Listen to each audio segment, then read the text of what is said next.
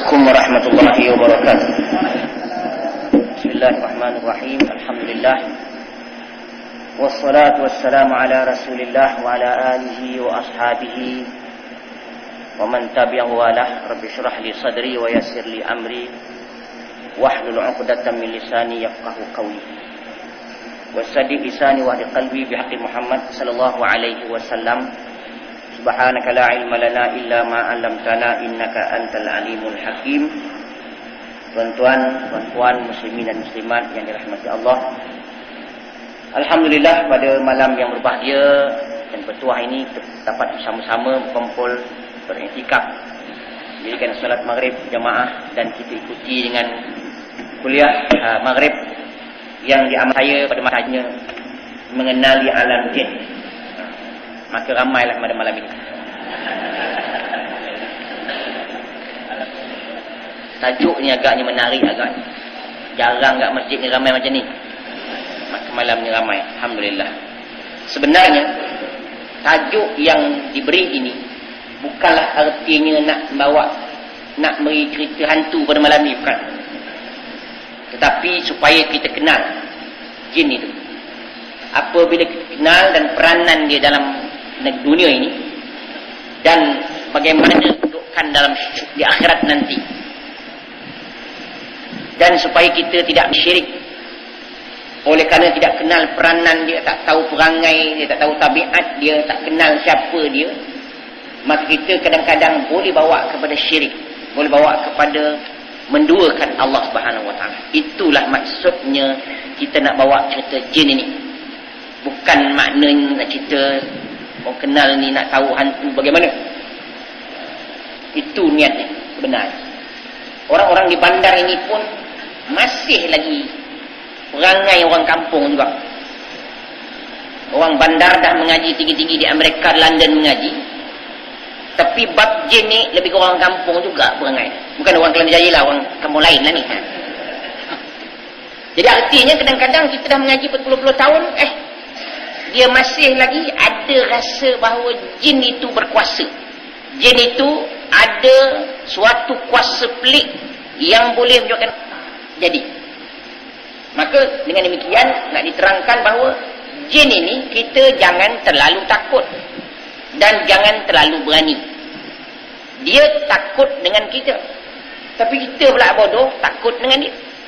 Itu sebab kita masuk hutan, tabik Datuk, anak cucu cik nak tompang lalu bangang tu.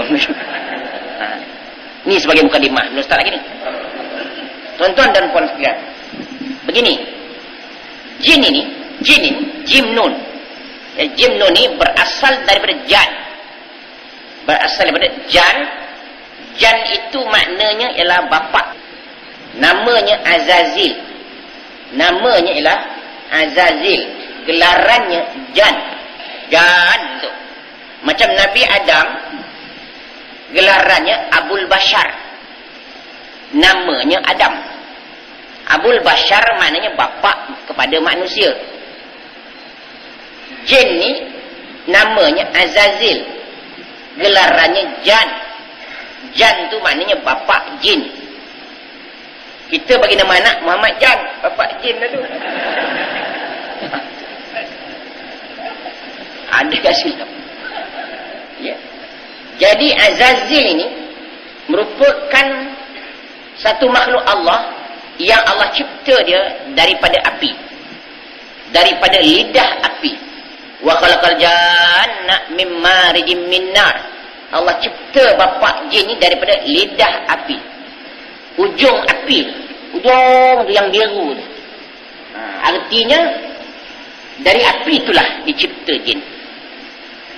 Saya akan saya terangkan kemudian sekarang jadi bagaimana dia. Dia sudah beramal puluh ribu tahun. Sudah beramal puluh ribu tahun. Tetapi oleh kerana ada sedikit kesombongannya, apabila Allah perintahkan hormat Nabi Adam, itu saja, hormat saja. Dalam Al-Quran sebut sujud, hormat kepada Nabi Adam. Ada pendapat ulama mengatakan sujud menghadap kiblat kerana menghormati Adam. Pasal sujud kepada manusia kan tak boleh. Maksud di sini ialah sujud ke kiblat, menghormati Adam. Tetapi perasaan dia bagaimana pula dia boleh hormat orang yang tarafnya rendah daripada dia? Adam cipta daripada tanah, aku daripada api. Bagaimana api boleh menghormati tanah? Maka dia enggan menghormati Nabi Adam alaihissalam. Maka Allah Ta'ala kutuk dia. Maka dia halau ia di muka bumi ini. Maka jadilah ia jin. Maka Azazil tadi turunlah ke bawah, jadi dua, pecah dia.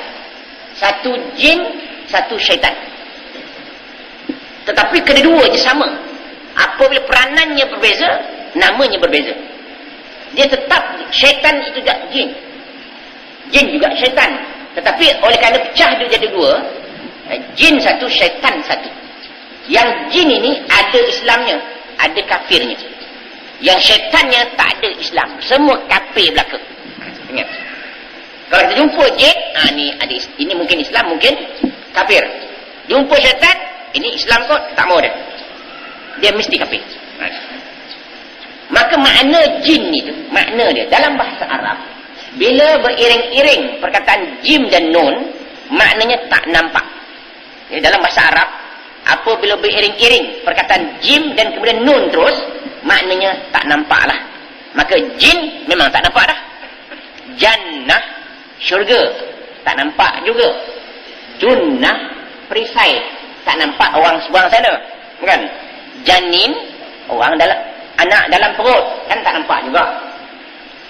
Ada orang namanya Junainah, kan? Mana jin kecil. Ada dua makna, sama ada kebun kecil ataupun anak jin kecil. Kadang-kadang silap juga kita tu. Siapa nama anak ni? Junainah. Anak jin tu. Tadi Aljan bapa jin. Itu istilah dia.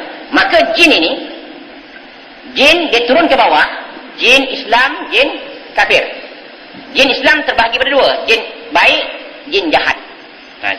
Wa anna minnal muslimun wa minnal qasitun. Ada di kalangan kami yang Islam, ada yang tidak. Wa anna minnas salihun wa minna duna dzalik. Ada di kalangan kami ini yang saleh, ada yang tidak saleh. Quran sebut wa minna duna dzalik. Ada di kalangan kami ini yang tidak saleh, maknanya tidak baiklah. Di Quran tidak sebut wa minna wa anna minnas salihun wa minnal talihun, kita sebut itu. Quran bahasanya dia hanya menyebut yang saleh dan yang tidak saleh. Jadi maknanya jin turun dua, Islam, kafir. Islam turun dua, baik dan jahat. Jin masuk Islam yang Muslim dan yang baik. Syaitan turun terus, kafir semua. Maka yang kafir itu syaitan. Yang Islam yang baik, Islam yang jahat itu jin. Dia sama.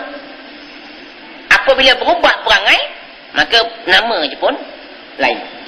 Begitu. Maka jin ini, sebagaimana yang dijelaskan tadi, dicipta daripada api. Manusia cipta daripada tanah.